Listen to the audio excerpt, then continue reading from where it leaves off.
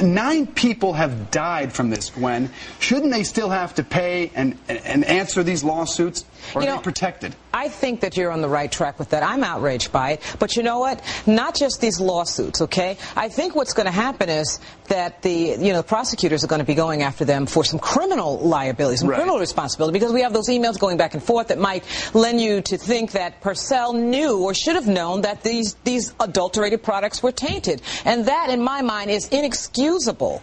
So there definitely should be some criminal responsibility to it. And you know what?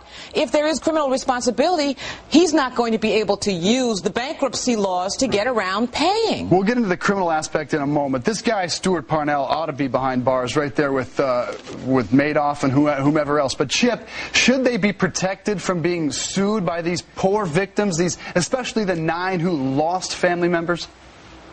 Well, the truth of the matter is that the Chapter 7 bankruptcy is going to be a liquidation, and unless those victims are going to be able to get the money from the insurance company that PCA Corporation might have had insurance for, they're going to be out of luck. This is going to slow down all those lawsuits. The first thing that's going to happen is there's going to be an automatic stay with respect to those victims' lawsuits and everybody else that got hurt from this. The bankruptcy court's going to start to take control of this.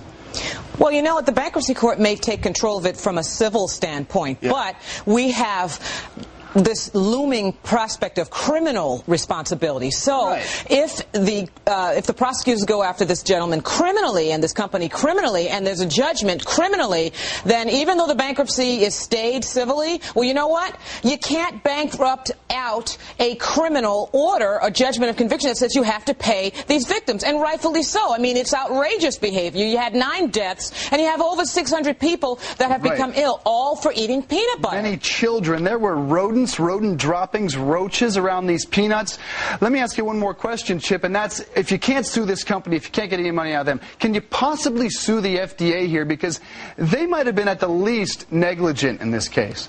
You know, that is a great question, because that gentleman who was outraged talked about the system. The truth is, there's no system whatsoever. The FDA cut almost 50% of its inspections from 2003 to 2006. Now, I'm not saying that the company that made the peanut butter should be held not accountable. Absolutely. You've got to be held accountable. But with respect to the system, it is a broken system right there. And the other parties that I'm certain the victims are going to take a look at, Kellogg and Keebler, what type of inspections are they doing to make certain that the product they're getting are safe as well, too? There was a lot of breakdown in the system that led to this tragic result. Yes, someone has to pay for this, and I hope they do.